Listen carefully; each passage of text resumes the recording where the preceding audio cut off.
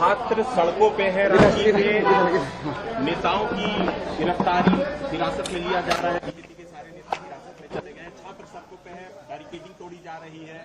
किसकी विफलता है ये, सरकार की है, किसकी है?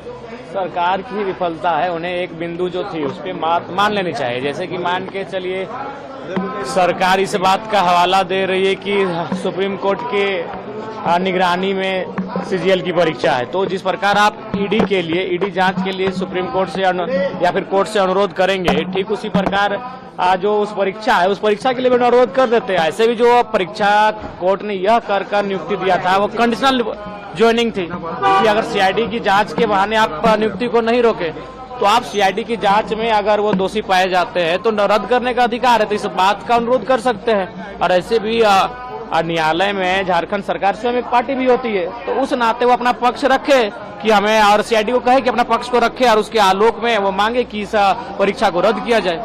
लेकिन सरकार तो कह रही है विधायक जी कि जो भी संभव था इस पद पे, संवैधानिक पद पे रहते वो सब हमने दे दिया था, इसके अलावा 95% छात्रों की मांग पूरी कर। नहीं, ठीक है, सरकार ने बहुत सारी मांगों को माना, उसके लिए सरकार को मैं धन्यवाद दूंगा।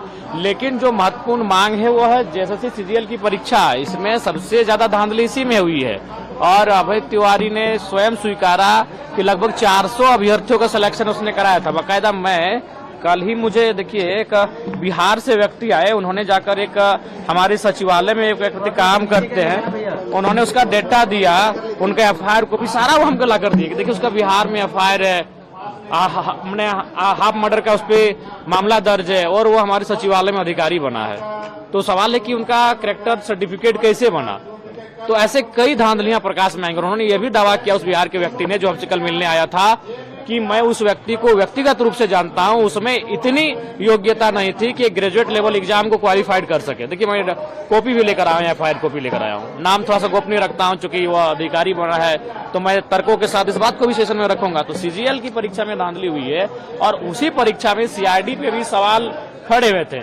उसी परीक्षा में सीआईडी पे ये सवाल खड़ा हुआ था जब उन्होंने फर्स्ट हाफ में स्टेटमेंट दिया कोर्ट को कि उसमें 130-35 आंसर रटवाए गए। फिर जब दूसरी बार अधिकारी चेंज किया गया, जब अधिकारी चेंज हुए जांच टीम की, तो फिर स्टेटमेंट भी उनका बदलने का काम हुआ। तो ये तो हुआ मामला गड़बड़ बहुत हुई। और ये अभय तिवारी के कैसे निकलेगा समाधान यही है कि आप कोर्ट से अनुरोध करिए, चूंकि वह कंडीशनल ज्वाइनिंग थी। कोर्ट ने यह कहकर ज्वाइनिंग दिया था कि सीआईडी की जांच चल रही है, तो इसके जांच के क्रम में आप नियुक्ति को मत रोकिए, जांच को चलने दीजिए। जांच पूरी हो जाती है, जांच में अगर साक्ष्य प्रमाणित होते हैं तो फिर उसको जांच का कमेटी पर उसको रद्द किया जाएगा। लेकिन सीआईडी ने भी यहाँ गेम किया, उन्होंने सरकार का बचाव कर दिया।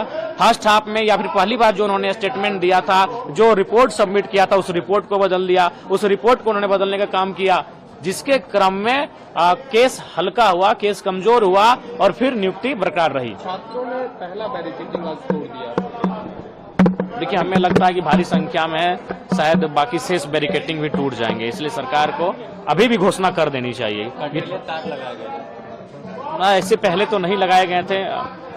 सरकार को घोषणा करनी चाहिए कि हम छात्रों की बात को, उस बात को भी स्वीकार कर रहे हैं। हम लोग अनुरोध करेंगे कोर्ट से कि उस परीक्षा को भी रद्द किया जाए। पायलट गन ऐसा वायरल भी हुआ था, कुछ वीडियो ऐसा नहीं होना चाहिए। अगर वायरल हुआ है तो मैं सरकार से आग्रह करूंगा इस प्रकार की कोई घटना नहीं होनी चाहिए।